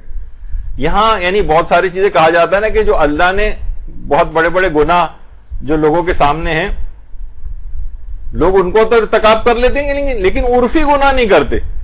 دیکھیں ایک ہوتا ہے عرفی، جیسے یہی سگریٹ پینا جائز تھا ابا کے سامنے مثلا، لیکن ابا کے سامنے نہیں پی رہے، ابا کے سامنے گانا سن لے گا بیٹھ کے. وہ جیسے آیت اللہ محسن آقا محسن قرائتی بڑا اچھا جملہ کہتے ہیں، وہ بھی ذرائع مذاقی کہتے ہیں کہ لوگ اللہ کے نام کی جھوٹی قسم کھا لیتے ہیں، حضرت عباس کے نام کی نہیں کھاتے. بہرحال وہ لوگوں کی کیا خیالات جذبات وہ اپنی جگہ پہ ہوتے ہیں، خالق کی وہ کر لیں گے، لیکن افضل ترین چاہے وہ مخلوقات کے اندر سے ہوں لیکن ہے تو وہ مخلوق پروردگار کی، ان کے نام کی جھوٹی قسم نہیں کھائیں گے. تو لوگوں کی بہت ساری اس طرح کی سلسلے ہوتے ہیں. تو منافع مروت کام ان سے پرہیز کرنا بہتر ہے، اس سے عدالت نہیں جاتی ہے. لیکن بہرحال کہ اس سے احوط اور اولا اور بہتر یہ کہ انسان آپ دیکھیں کہ بہت سارے اب آپ کا بھی ایک اسٹیٹس ہو گیا ہے، دینی طالبہ ہیں، اب ہر جگہ آپ کے ساتھ نام کے ساتھ یہ ہوگا کہ مدرسے میں پڑھتی ہے، مدرسے میں پڑھتی ہے، مدرسے میں پڑھتی. اب آپ کو بہت ساری اس طرح کی احتیاطیں کرنی ہیں کہ جو کہ عام عورت سے تو لوگ ایکسپیکٹ کر سکتے ہیں، معیوب نہیں، لیکن آپ کے پیچھے مائکروسکوپ ٹیلیسکوپ یہ سب لگ جائیں گے. ایک ایک چیز آپ کی نوٹ ہوگی اور وقت ضرورت جب اس کا استعمال کرنا ہوگا تو لوگ وہ چیز نکال کے لائیں گے، آپ کے سامنے پیش کریں گے، آپ نے یہ والی غلطی کی تھی. تو بہت اپنے آپ کو بچا کے چلنا. اس کے بعد اگلی شرط یہ ہے کہ مجتہد کو مطلق ہونا چاہیے، مجتہد مطلق ہو. اجتہاد مطلق اجتہاد یعنی فقہ کے جتنے بھی ابواب ہیں اس سب کے اندر اس کی مہارت ہو، وہ ہے مجتہد مطلق. کیونکہ دیکھیے مجتہدین کی 2 اقسام ہیں، ایک تو مطلق ہوتے ہیں یعنی تقلید سے لے کر دیات تک کے 52 چیپٹرز جو ہیں فقہ کے، اس میں سے تمام ابواب کے تمام مسائل پہ یکساں مہارت ہو، اس کی آپ تقلید کرتے ہیں، یہ تو مطلق مجتہد کہلاتا ہے. ایک ہوتے ہیں مجتہد متجزی. مجتہد متجزی وہ ہوتا ہے جو فقہ کے تمام ابواب کا ماہر نہیں ہوتا، چند چیپٹرز کا ماہر ہوتا، چند چیپٹرز کا. مثلا ہو سکتا ہے کہ صرف وہ وضو اور نماز کے مسائل کا ایکسپرٹ ہو لیکن مثلا بینکنگ کے مسائل کا نہ ہو سکتا ہے کہ وہ صرف روزے کے مسائل کا ہو، حج کے مسائل کا نہ ہو. تو وہ جتنے ابواب کے اندر اس کی مہارت ہے، ہو سکتا ہے اس کی مہارت ان 2-3 چیپٹرز میں مجتہد عالم سے بھی بڑھ جائے. ایک تھیوریٹیکل مسئلہ ہے عام طور پر، لیکن ایسا ہوتا نہیں. مجتہد مطلق جو ہوتا ہے اس کی مہارت عمومی طور پر تمام ابواب میں یکساں ہوتی، یعنی سب میں ماہر ہوتا ہے. مجتہد لیکن ایک تھیوریٹیکل مسئلہ ہے کہ مجتہد متجزی جو صرف فقط چند چیپٹرز کا ماہر ہے، اس کی مہارت اگر مجتہد عالم سے بڑھ جائے تو باقی سب میں آپ تقلید کریں گے اپنے مجتہد کی، اور جس میں یہ ماہر ہے اس کی مہارت آپ کے مجتہد سے بڑھ گئی ہے. مثلا بینکنگ کے مسئلوں کا ماہر اس سے بھی زیادہ ہو گیا ہے، مثلا یہ وضو نماز کے مسئلوں کا ماہر اس سے بھی زیادہ ہو گیا ہے. جیسے کہ مجتہد جو تو پھر اس کی بات مانی جائے گی اور باقی مسائل میں اپنے مجتہد کی بات مانی جائے گی. ایک تھیوریٹیکل مسئلہ ہے لیکن ہوتا نہیں. جیسے مجتہد مطلق بھی بہت سے ہیں، ان میں جیسے مثلا آیت اللہ شبیری زنجانی، یہ خود مجتہد مطلق ہے، تمام ابواب میں مہارت ہے، لیکن اس کے اندر خود ہی یہ بات، اگرچہ علماء کہتے ہیں کہ بہت ہی زیادہ منکسر المزاج ہے، بہت ڈاؤن ٹو ارتھ رہتے ہیں، ایک عام طالب علم کا بھی بہت اکرام اور وہ کرتے ہیں، لیکن یہ خود کہتے ہیں حج کے مسائل میں مجھ سے زیادہ مہارت کسی کی بھی نہیں. یعنی اپنے متعلق انہوں نے یہ بات کہی کہ جس طریقے سے میں حج کے مسائل کو سمجھتا ہوں یہ والی مہارت اور کسی, لیکن اگرچہ اور ہو سکتا ہے مجتہدین اس بات کو نہ مانتے ہوں, وہ اپنے آپ کو کہتے ہوں گے, لیکن یہ واضح طور پر اپنے متعلق اس طرح سے کہتے ہیں. تو ابھی آپ نے دیکھا کتنی ساری شرطیں ہوئی جناب کہ اسے عاقل ہونا چاہیے, بالغ ہونا چاہیے, اور شیعہ حسن اشعری ہونا چاہیے, حلال زادہ ہونا چاہیے, اور عادل ہونا چاہیے, اور مجتہد مطلق ہونا چاہیے. اچھا, اب اس کے بعد ایک مسئلہ یہ پیش آتا ہے کہ یہ شرائط اگر ایک سے زیادہ مجتہدین میں پائی جا رہی, یہ تو بہت سارے مجتہدین میں شرطیں, یہ جو جتنی بھی آپ نے شرطیں سنی اس وقت تو ہمارے کتنے علماء کے اندر ہے, سینکڑوں علماء میں ہو سکتا ہے 20 علماء میں ہو, 50 علماء میں ہو, تو پھر کس کی تقلید کریں گے؟ اس کی تقلید کریں گے جو ان سب میں عالم ہوگا. اچھا, عالم کے معنی جو فقہی مسائل کے استنباط میں سب سے زیادہ مہارت رکھتا ہو. اچھا, ممکن ہے کہ کوئی شخص تفسیر میں بہت ہو جائے, مثلا آیت اللہ محمد حسین طباطبائی صاحب تفسیر المیزان, آپ کہیں وہ تو اتنے زبردست تفسیر, ان جیسی تفسیر کسی کی نہیں ہے, تو ہم ان کی تقلید کر لیں؟ نہیں, تقلید ان کی نہیں ہو سکتی. ہو سکتا ہے کوئی عالم تاریخ کا بہت بڑا عالم ہو جائے, نہیں, تاریخ میں بھی نہیں چلے گا. ہو سکتا ہے کوئی علم حدیث کا بہت بڑا محدث ہو, اس کی بھی تقلید نہیں ہو سکتی. جس کی فقہی مہارت سب سے زیادہ ہو, فقہی استنباط کی صلاحیت مسائل فقہ کی, اسے کہتے ہیں عالم. اچھا, اب کیسے پتا چلے گا کس کا علم زیادہ ہے؟ کون بتائے گا؟ ہم خود تحقیق کریں گے یا کسی بہت جو ان علوم باتوں کو سمجھتے ہیں جنہیں اہل خبرہ یا اہل خبرہ کہا جاتا ہے. دیکھیے, اہل خبرہ یا اہل خبرہ ایک اصطلاح ہے. یہ افراد یا تو خود مجتہد ہوتے ہیں یا قریب الاجتہاد ہوتے ہیں. یہ کسی کی بھی عالم ہونے کی گواہی دے سکتے ہیں. یعنی سال ہا سال سے مجتہدین کے درس خارجوں کے اندر بیٹھتے ہیں, کوئی 20 سال سے بیٹھا ہوا ہے, کوئی 30 سال سے بیٹھا ہوا ہے, کوئی 40 سال سے بیٹھا ہوا ہے, اور مختلف مراجع کی سب کی ان کی واقفیت رکھتے ہیں کہ کس کا علم زیادہ ہے, کس کا کم ہے. اچھا, یہ گواہی دے سکتے ہیں, ان سے ہی جا کر پوچھنا ہے. اچھا, بعض اوقات لوگ اب کیونکہ قافلے جانے لگے ہیں نا, تو آیت اللہ سیستانی سے بھی جا کر پوچھتے ہیں کہ ہم آیت اللہ خوئی کی تقلید میں تھے, یا کوئی تقلید نہیں بھی کرتا اور گیا تو جا کے آقا سیستانی سے پوچھتا ہے کہ کیا ہم آپ کی تقلید کر سکتے ہیں؟ تو آیت اللہ سیستانی یہ فرماتے ہیں کہ اہل خبرہ سے جا کر پوچھو, مجھ سے نہیں پوچھو. یعنی وہ تو ایک لحاظ سے خود پارٹی ہے نا. یعنی آپ جیسے کوئی عدالت کے اندر کوئی مجرم پیش ہو, وہ کہے گا گواہ پیش کرو کہ تم بے گناہ, وہ کہے گا میں خود گواہ ہوں, تو اس کی بات تھوڑی مانی جائے گی. تو ویسے سارے مجتہدین جو ہیں جن کی تقلید ہوتی ہے وہ اپنے آپ کو عالم ہی سمجھتے ہیں, کیونکہ بہت سے لوگ, اچھا کبھی آغا سیستانی نے یہ بھی کہا ہے, اور کبھی لوگوں نے ان سے جا کر پوچھا کہ مثلا ہم آیت اللہ خوئی کی تقلید میں تھے, ان کا انتقال ہو گیا, آپ کیا ہم آپ کی تقلید میں آ جائیں؟ تو کبھی تو وہ کہتے ہیں اہل خبرہ سے جا کے پوچھو, اور ریٹن فتوے تو سارے یہی آتے ہیں. اور کبھی وہ یہ کہتے ہیں کہ ہاں میری تقلید میں آ جاؤ.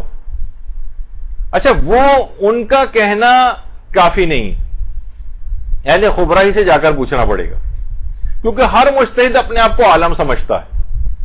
جیسے آیت اللہ حافظ بشیر نجفی سے بھی جا کر پوچھا, بلکہ ان کا تو تحریری فتویٰ بھی ہے کہ اگر کوئی شخص یعنی ان سے اگر پوچھے کہ وہ کہتے ہیں کہ میں اگر مجھے 1% بھی امکان یہ ہوتا کہ مجھ سے زیادہ کوئی علم رکھتا ہے تو میں اپنی توضیح المسائل ہی نہیں چھاپتا. ہر مجتہد کا یہ ہے کہ وہ اپنے آپ کو عالم سمجھتا ہے, جبھی اس نے توضیح المسائل لکھی ہوئی ہے, جبھی وہ لوگوں کے فتوے اپنے ساتھ پیش کرتا ہے عمل کے لیے کہ یہ میری تحقیقی ہے, اس پہ آپ عمل کریں. تو لیکن اہل خبرہ سے پوچھنا ہے, وہ جو 30 40 سال سے بیٹھے ہوئے تو خود مجتہد ہیں یا قریب الاجتہاد ہیں, یہ گواہی دے دیں. اچھا, اب ہم کوئی ابھی تقلید کرنا چاہ رہا ہے آپ میں سے, وہ کہاں ڈھونڈے گی اہل خبرہ کون ہے؟ اب اگر ان کا نام بتا بھی دیے جائیں کہ جناب یہ ہیں اہل خبرہ, تو آپ کہیں گے ہماری تو ان تک رسائی نہیں ہے. تو پھر آپ پاکستان میں ایسے علماء سے دریافت کریں کہ جن کی اہل خبرہ تک رسائی ہو, یا جو اہل خبرہ سے پہلے سے تحقیق کر چکے ہوں ان کی تحقیق آپ کو بتا دیں, وہ اپنی تحقیق آپ کو بتا دیں کہ ہم نے تحقیق کی ہے, مثلا آغا سیستانی کا علم زیادہ ہے, ہم نے تحقیق کی ہے مثلا فلاں مجتہد کا علم زیادہ ہے.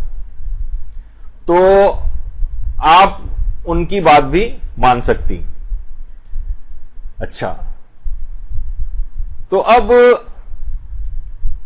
اگلی شرط یہ ہے، یعنی عالم ہونے کی شرط تھی، اور عالم کی تحقیق کس سے کرنی؟ اہل خبرہ سے کرنی. اہل خبرہ نہیں ملے تو ایسے علماء سے کرنی جن کے اہل خبرہ سے رابطے ہیں، جو تحقیق کر چکے ہو. اچھا اس کے اندر ان افراد سے بھی پتہ چل سکتا ہے کہ مثلا جو تحقیق پہلے سے کر چکے ہیں، مثلا بیوی شوہر کی تحقیق پہ بھروسہ کر سکتی. شوہر نے تحقیق کر لی، اس نے کہا کہ میں تو ان کی تقلید میں ہوں اور میں نے فلاں فلاں عالم سے پوچھا تھا، انہوں نے یہ بتایا، اس کو اطمینان ہو گیا، یہ تقلید کر سکتی. اولاد ابھی بالغ ہوئی ہے، وہ اپنے والدین کی تحقیق پر بھروسہ کر سکتی. لیکن والدین نے بھی تحقیق نہیں کی تھی، بس ایسی سنی سنائی تقلید شروع کر دی تھی، وہ کافی نہیں. یعنی کسی اور کی تحقیق پر بھروسہ کیا جا سکتا ہے، لیکن اس نے بھی تحقیق نہ کی ہو تو پھر وہ کافی نہیں ہوگا. اگلی شرط یہ ہے کہ دنیا کا حریص اسے نہیں ہونا چاہیے، دنیا کا حریص نہ ہو. یہ اکثر علماء نے تو لکھا ہے، اور جن علماء نے نہیں بھی لکھا ہے وہ بھی بہرحال یہ تو کہتے ہیں کہ کیونکہ دنیا کا حریص اگر ہو گیا تو یہ تو لوگوں کی مرضی اور حکمرانوں کی مرضی کے مطابق فتوے دے گا، لالچ کے اندر فتوے دے گا، انعام و اکرام کے چکر میں فتوے دے گا ان کے مطابق. وہ تاریخ تو بھری پڑی ہے ایسے افراد سے کہ جنہوں نے حکام کو خوش کرنے کے لیے فتوے دیے ہیں. دنیا کا حریص نہیں ہونا چاہیے. اچھا ہمارے علماء اور مراجع پر الحمدللہ یہ کچھ لوگ اعتراض تو لگاتے ہیں، لیکن ان کی سادہ زیستی اور سادہ زندگی کو دیکھ کر، یعنی ان کے اوپر یہ اعتراض کبھی جاتا ہی نہیں. لوگوں نے اپنے طور پر کوشش کی ہے کہ دیکھیے یہ قوم سے لے کے کتنا مال کو بٹور رہے ہیں اور جناب، لیکن ان کی جو عام زندگیاں دیکھتے ہیں، ٹوٹے پوٹے گھروں کے اندر رہنا. جو بھی زیارات کے اوپر جاتے ہیں، آیت اللہ سیستانی کا گھر دیکھیے آپ، جنہوں نے دیکھا ہے جا کے کہ ٹوٹی پوٹی دیواریں ہیں، اسی پہ جہاں سے کہیں سے کریک آ جاتا ہے، کرائے کے گھر کے اندر رہتے ہیں. 40 سال پرانی ابا جو انہوں نے خریدی تھی آج سے 40 سال پہلے وہی ابا پہنی ہوئی ہے. کتنے پرانے اقوام متحدہ کے جو بان کی مون وغیرہ جو وہاں پر ان سے ملنے کے لیے گئے تھے سیکریٹری جنرل، اس کے بعد بھی اب 4-5 سال بعد دوبارہ اقوام متحدہ کے وفد نے ملاقات کی ہے. وہی صوفہ ہے، وہی ٹیشو پیپر کا باکس ہے، کوئی تبدیلی نہیں ہے. کوئی اپنے اوپر کچھ خرچ کرتے ہی نظر نہیں آتے. اسی طریقے سے مثلا کوئی کہہ سکتا ہے آیت اللہ خوئی، دنیا تشیع کا علمی لحاظ سے کتنی پوری دنیا کے اوپر ایک لحاظ سے ان کے زمانے میں ان کے تقلید مقلدین کتنی بڑی تعداد میں تھے، ایک سے امیر کبیر آدمی. اتنی سادہ زندگی آپ اگر سامنے بھی دیکھیں، ٹوٹی پھوٹی دیواریں، چیزیں، زمین پر بیٹھ کر کھانا کھانا، کوئی کہہ سکتا ہے دنیا کے حریص ہیں یہ لوگ. اسی طریقے سے مثلا آیت اللہ علی صافی گل پائیگانی، بس ایک روٹی رکھی ہوئی ہے، معمولی سا پنیر ہے، کچھ سبزی سلاد کے طور پر ہے، یہ لوگ کھا رہے ہیں. ان کی عام عمومی زندگیاں ایسی. اچھا اب کیونکہ اس موضوع سے متعلق ہی ہے تو یہ والا جو اعتراض ہے اس پر ایک زمانے میں جب خمس کے ہم نے لیکچرز لیے تھے، اس کے اندر ان مجتہدین کی زندگی کے متعلق بتایا تھا کیسے زندگی گزارتے ہیں. تو ان کے اوپر یہ اعتراض کہ دنیا کے حریص نہیں ہے. یہ 5-7 منٹ کا ایک کلپ ہے، اگر یہ آپ اس کو سن لیں. مجتہدین پر یہ ایک اعتراض ہوتا ہے کہ خمس کا پیسہ سب کھا جاتے ہیں. اب یہ جاہلانہ اعتراضات، یہ سب ہمارا پیسہ کھا رہے ہیں، بٹور رہے ہیں، اور یہ یوں کر رہے ہیں، وہ کر رہے ہیں، اور لوگوں کو بہت اس قسم کی باتیں کر کے، جاہلانہ قسم کے اعتراضات کر کے لوگوں کو مراجع کرام سے برگشتہ کیا جاتا ہے. دیکھیے زبان تو یہ جو چھوٹی سی ہے، یہ قلیل الحجم اور کثیر الجرم، یہ بہت چھوٹی سی ہے، لیکن کے جرائم کی فہرست بڑی طویل ہوتی ہے. کبھی بھی آپ آرام سے استعمال کر سکتے ہیں اس کو. وہ علماء کے جو کہ تقوی و پرہیزگاری میں انتہا سے زیادہ ڈوبے ہوں، جن کی زندگیوں میں کبھی، ان مراجع کی زندگیوں میں کبھی آپ کوئی حرام نہیں دکھا سکتے. حرام تو چھوڑیے، مکروہ نہیں دکھا سکتے، مکروہ بھی چھوڑیے، نامناسب کام بھی نہیں دکھا سکتے ان کی زندگیوں میں. تو وہ اتنا بڑا گناہ کہ مال امام وہ سب لوگ ہڑپ کر جائیں. کب ان کو عبادات کی کوئی توفیق ملے گی؟ کب وہ توفیق ترک گناہ ان کو مل سکے گی جو ان کی زندگیاں جس سے بالکل خالی نظر آ رہی ہیں. دیکھیے سیاستدان جتنے افراد ہمیں ان کو معاشرے میں نظر آتے ہیں جو ظلم اور حرام کا پیسہ کھاتے ہیں، ان کی زندگیاں گناہوں سے بھرپور نظر بھی آتی ہیں. وہ لیوش لائف اسٹائل ان کے نظر بھی آتی ہیں، وہ پیسے کو استعمال کرتے ہیں، وہ نظر آتے ہیں. اب ہم آپ کو چند چیزیں آپ کو دکھا رہے ہیں کہ آپ دیکھیے کہ ان کا طرز زندگی ان مراجع کرام کا کیا ہے. ان کا طرز زندگی انتہائی سادہ. امام خمینی، اب آپ ان کے اطراف میں مثلا کمرہ بھی دیکھیں، جس جگہ وہ تکیے وغیرہ رکھے ہوئے آپ کو نظر آ رہے ہیں، دیواروں میں دراڑ تک ہے. کوئی کہہ سکتا ہے کہ وہ شخص جو ایک لحاظ سے ہماری عام زبان میں ایران کا بے تاج بادشاہ تھا، یہ اگرچہ ان کے لیے مناسب نہیں اس قسم کے جملے کہنا، لیکن لوگوں کو سمجھانے کے لیے کیا چیز اس کے اختیار میں نہیں تھی؟ وہ اپنی زندگی کا معیار بہتر نہیں بنا سکتا؟ زمین پہ بیٹھ کے وہی دریاں، چٹائیاں، قالین ایران کے اندر ایسی جیسے آپ کے گھر میں چٹائیاں ہوتی، یعنی کوئی ایسا ہمارے ہاں یہ نہیں جیسے ہمارے یہاں سمجھا جاتا قالین ہے تو بڑے امیر لوگ ہیں، ایسا نہیں ہوتا وہاں. ہر غریب سے غریب شخص کے یہاں بھی قالین ہوتا، چٹائی جس طرح ہمارے غریب افراد کے گھروں میں ہوتی. لیکن ان کی زندگیوں میں کچھ نظر بھی تو آئے. امام خمینی کو آپ دیکھیں، پیچھے جو دیواریں آپ کو نظر آ رہی ہیں، گھر میں بیٹھے ہوئے ہیں، دیواروں پہ بہت سی جگہوں پلاسٹر تک نہیں. یہ ان کی زندگیاں. آیت اللہ محسن الحکیم، ذرا ان کی آپ زندگیوں کو دیکھیے. کتابوں کے علاوہ کسی جگہ آپ کمرے میں کوئی ایسی آسائشی چیز بھی نہیں دکھا سکتے، صرف اور صرف جن کا ہر وقت قرآن و حدیث کے اندر اوڑھنا بچھونا. یہ دیکھیے آیت اللہ محسن الحکیم کا کمرہ، زمین کے اوپر بیٹھے ہوئے ہیں، وہیں وہ کیتلی رکھی ہوئی جس میں سے قہوہ وغیرہ نکال کے پیتے ہیں. وہ جو کوئی شیلف بھی نہیں ہے جس کے اندر وہ کوئی دوا، کوئی چیز، کوئی مہر، اپنی سب چیزیں رکھنے، بلکہ دیوار کا ایک کارنر سا باہر نکلا ہوا ہے اور اسی کے اوپر ہی اپنی چیزیں رکھی ہوئی. عام سادہ ترین زندگی. آیت اللہ حسین بروجردی، یہ دیکھیں ان کی زندگی، انتہائی سادہ ترین زندگی. وہ افراد کے جن کے پاس واقعی اتنا پیسہ پوری دنیا سے مال امام کا اور خمس کا آتا ہے، جس کو وہ تبلیغات اور مصارف دینیا میں خرچ کرتے ہیں. جیسے پیغمبر کے پاس پورے جگہ تمام جگہوں سے آتا تھا، ائمہ معصومین کے پاس ہر جگہ سے جمع ہو کے آتا تھا، ان مصارف میں خرچ کیا جاتا تھا. اپنے اوپر نہیں خرچ کرتے تھے، ضروریات زندگی کے مطابق لیتے تھے، باقی سب عامت المسلمین پہ خرچ ہوتا تھا. آیت اللہ حسین بروجردی، ساتھ میں جو بیٹھے ہیں ملا تقی فلسفی. اچھا، اسی طریقے سے آیت اللہ فاضل الانکرانی، ان کے پاس کہیں کوئی چیز نہیں نظر آئے گی، کوئی عیش و عشرت والی چیز نہیں، صرف وہی کتابیں. آپ کوئی اور ایسی آپ چیز کسی جگہ سے نہیں نکال کے دکھا سکتے. آیت اللہ ثانوی. اس کے علاوہ یہ بھی آیت اللہ حسین بروجردی. اطراف میں دیکھتے ہوئے پتہ چل رہا ہے کہ سادہ ترین زندگیاں ان لوگوں کی تھیں، سادہ ترین. آیت اللہ علی آقا قاضی، جو آیت اللہ بہجت کے بھی استادوں میں سے تھے، اور آیت اللہ محمد حسین طباطبائی کے استادوں میں سے تھے عرفانیات کے. یہ ان کا گھر نجف. یعنی انتہائی غریب ترین افراد کے لیول کے اوپر اس طریقے سے ائمہ معصومین علیہم السلام ہوا کرتے تھے کہ غریب ترین افراد کے لیول کے اوپر زندگیوں کو بسر کرتے تھے. سیدھے ہاتھ سے دوسرے آیت اللہ میلانی، اور جس جگہ وہ بیٹھے ہوئے وہاں پہ بھی آپ دیکھیں دروازوں کے مثلا وہ شیشے تک ٹوٹے ہوئے.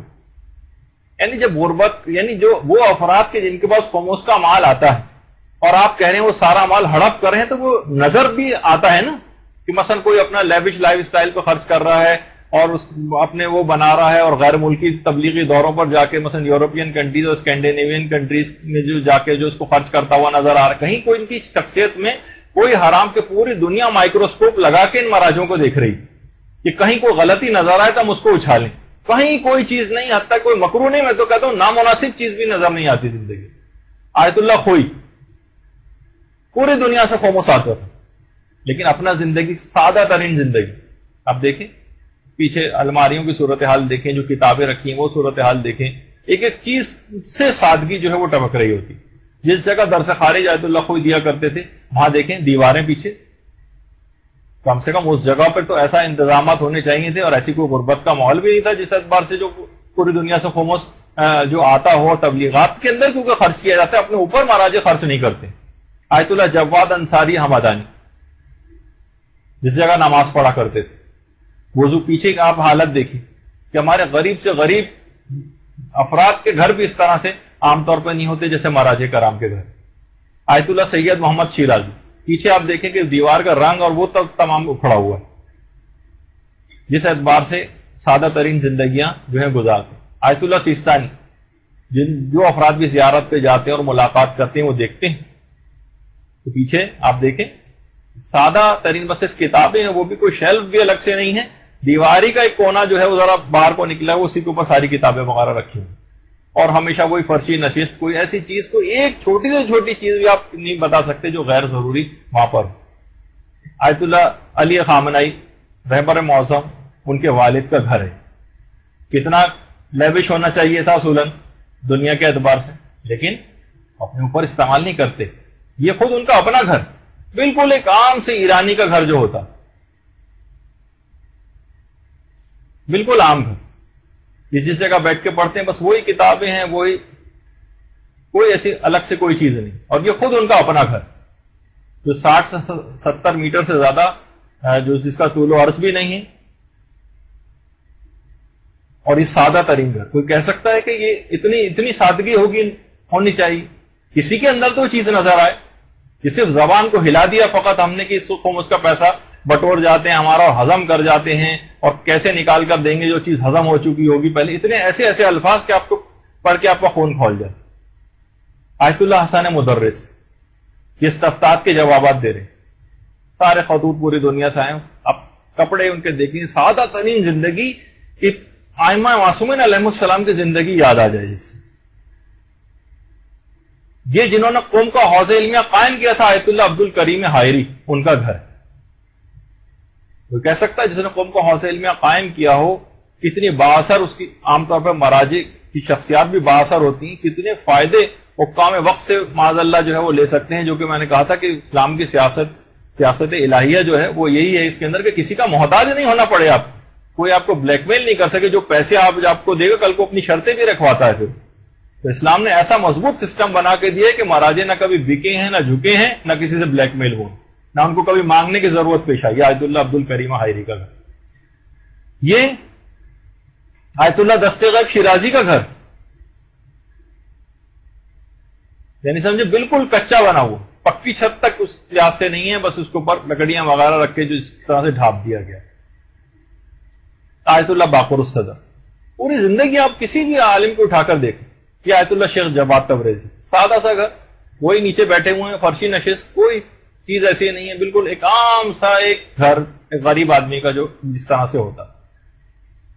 تو بہرحال دیکھیے تمام یہ علماء, ان کی زندگیاں, یہ صرف کہنا زبان سے, اگر آپ, بلکہ میرے پاس تو وقت نہیں, 3-4 گھنٹے آپ اور مجھے دے دیں اگلی دفعہ, اور وہ آپ نہیں دیں گے اور نہ میں اس لحاظ سے آپ کا وقت ضائع کروں گا, لیکن اگر کبھی ہو جائے تو 3-4 گھنٹے صرف آپ کو ان کی زندگیوں کی تصاویر دکھا کے آپ کو پتہ چل جائے کہ واقعی ان کی کیا زندگی ہے, کہ ہم صرف اتنے الزامات سن لیتے ہیں لوگوں کے, اور لوگوں کس طرح کی باتیں, اور یہ سب مولوی حضرات اور یہ مجتہدین ہمارا پیسہ کھا جاتے.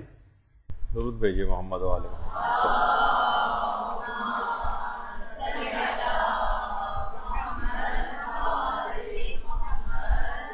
تو دنیا کا حریص نہ ہو, یہ ایک شرط تھی. اور آپ نے دیکھا تو اجتہاد و عالمیت کی ہم ان تمام شرائط کی کس سے تحقیق کریں, وہ آپ نے بھی سن لیا کہ اہل خبرہ سے تحقیق کرنی ہے. اچھا, جب آپ تحقیق کریں گے تو اس کے 3 نتیجے نکل سکتے ہیں. تحقیق کے 3 نتیجے نکلیں گے. اگر یہ پتہ چل گیا کہ تمام شرائط موجود ہیں اس کے اندر, تو آپ کی تقلید صحیح. اور اگر یہ نتیجہ نکلا, دوسرا نتیجہ نکل سکتا ہے کچھ شرائط کم ہیں, یعنی مثلا کوئی شخص اگر تقلید کرتا آ رہا ہے ابھی بھی, وہ دیکھ رہی ہے, خاتون دیکھ رہی ہیں, کوئی مرد دیکھ رہا ہے کہ اس میں کچھ شرطیں کم ہیں, تو اس کی تقلید غلط ہے. اور تیسرا یہ ہے کہ کچھ پتہ نہیں چلا, ہم نے تحقیق کی لیکن کچھ پتہ نہیں چل رہا کہ ہمارے مجتہد میں یہ سب شرطیں پائی جاتی ہیں نہیں, تب بھی تقلید غلط ہے, اور نئے سرے سے اس کو تحقیق کرنا ہے. تو خیر آج کل تو یہ مسئلہ اتنا زیادہ نہیں پیش آتا, اور بالکل واضح طور پر تعین ہو جاتا ہے علماء سے تحقیق کے نتیجے میں. تو آج ہم نے صرف مجتہدین کی شرائط کے اوپر کچھ بات کی, ایک خاکہ سا, اگرچہ اس کے اندر بھی ضمنی مسائل کافی تھے, لیکن فی الحال اتنی اس کی ضرورت نہیں. انشاءاللہ تقلید ہی کے 1 یا 2 نشستیں اور ہوں گی, تاکہ اس کے اندر آپ کو ایک دفعہ سارے مسئلے کلیئر ہو جائیں گے. تقلید کے سلسلے میں پھر مرحلے وار ہم فقہی مسائل کے اوپر اپنی گفتگو آگے جاری رکھیں گے. وصلی اللہ علی محمد وآلہ الطیبین الطاہرین. برحمتک یا ارحم الراحمین, وصلی اللہ علی محمد وآلہ الطاہرین.